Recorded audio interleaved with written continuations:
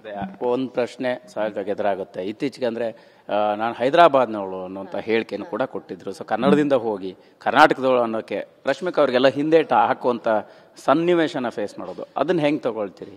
So ಅವ್ರಿಗೆ ಹೇಳುವಂಥ ಅವಶ್ಯಕತೆ ಇತ್ತ ಅನ್ನುವಂಥದ್ದು ನಂತರ ತಿದ್ಕೊಳ್ಳುವಂಥ ಪ್ರಯತ್ನಗಳಾಗ್ತಾ ಇದೆ ಅಂತ. ಏನಂದ್ರೆ ಅದು ಎಲ್ಲೋ ಒಂದ್ ಕಡೆ ನಾವು ಯಾವತ್ತೂ ಅಷ್ಟೇ, ನಾವ್ ಎಷ್ಟೇ ಬೆಳೆದ್ರು ಅದೇ ಹೇಳ್ತಾರಲ್ಲ, ನಾವು ಎಷ್ಟೇ ನಾವು ಬೆಳೆದ್ರು ಕೂಡ ನಮ್ಮ ಕಾಲು ಯಾವಾಗ್ಲೂ ನೆಲದ ಮೇಲೆ ಇರಬೇಕು. ನಾವು ಹುಟ್ಟಿರೋ ಜಾಗ, ನಮ್ಮ ಮೂಲನ ಯಾವತ್ತೂ ಮರಿಬಾರ್ದು ಅಂತ.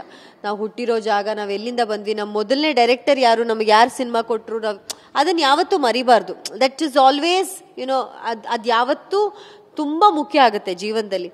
ಇವ್ರು ಆಗ್ಲೂ ನನಗೇನ್ ಅನ್ಸುತ್ತೆ ಅಂದ್ರೆ, ನಾನು ಹೈದರಾಬಾದ್ನವಳು ಅಂದ್ರೆ ನನಗೆ ಸದ್ಯದ ಮಟ್ಟಿಗೆ ಹೈದರಾಬಾದಲ್ಲಿ ಮನೆ ಮಾಡ್ಕೊಂಡಿದ್ದೀನಿ ಅನ್ನೋ ರೀತಿಯಲ್ಲಿ ಹೇಳ್ಬಿಟ್ಟಿದ್ರೆ ಎಲ್ಲೋ ಒಂದ್ ಕಡೆ ಅದು ಪ್ರಾಬ್ಲಮ್ ಆಗ್ತಿರ್ಲಿಲ್ವೇನೋ. ಬಟ್ ಅದೇ ಅರ್ಥದಲ್ಲಿ ಅವ್ರು ಹೇಳಿದ್ ಅನ್ಸುತ್ತೆ ನನಗೆ.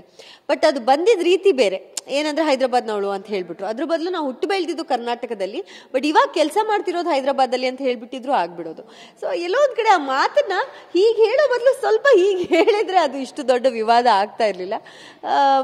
ಅದನ್ನ ಸ್ವಲ್ಪ ಅವರು ಕರೆಕ್ಟ್ ಮಾಡ್ಕೋಬೇಕಷ್ಟೆ. ಬಟ್ ನೀವು ಹೇಳ್ತಾ ಇದ್ರಿ ಅಂದ್ರೆ ನಮ್ಮ ಮೊದಲ ಸಿನಿಮಾ ಆಗಲಿ, ಮೊದಲ ಡೈರೆಕ್ಟರ್ ಆಗಲಿ, ಅದನ್ನು ಮರಿಬಾರ್ದು. ಆ ವಿಚಾರದಲ್ಲೂ ಕೂಡ ರಶ್ಮಿಕಾ ಅವರು ಮೊದಲು ಒಂದ್ಸಾರಿ ಎಡವಿದ್ರು. ಸೊ ಆ ಕಿರಿಕ್ ಪಾರ್ಟಿ ಸಿನಿಮಾನೇ ಮರ್ತಿದ್ರಾ ಅನ್ನುವಂಥ ಪ್ರಶ್ನೆ ಎದುರಾಗಿತ್ತು, ಅಷ್ಟು ದೊಡ್ಡ ಸಕ್ಸಸ್ ಕೊಟ್ಟಿದ್ರು. ಸೊ ಅವಾಗ ಹೆಂಗೆ ತಗೊಳ್ತಾ ಇದ್ರಿ ನೀವು ಇದನ್ನ?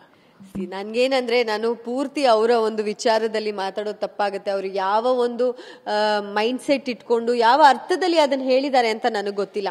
ನಾನು ನಮ್ಮ ಕೊಡವ ಕಮ್ಯುನಿಟಿ ಬಗ್ಗೆ ಅವರು ಮಾತಾಡಿದಾಗ ಇಲ್ಲ, ಅವರ ಅರ್ಥ ಈ ತರ ಇಲ್ವೇನೋ, ಈ ತರ ಹೇಳಿರ್ಬೋದೇನೋ ಅಂತ ನಾನು ಹೇಳ್ಬೋದು. ಬೇರೆ ವಿಚಾರದ ಬಗ್ಗೆ ನಾನು ಕಾಮೆಂಟ್ ಮಾಡಲ್ಲ.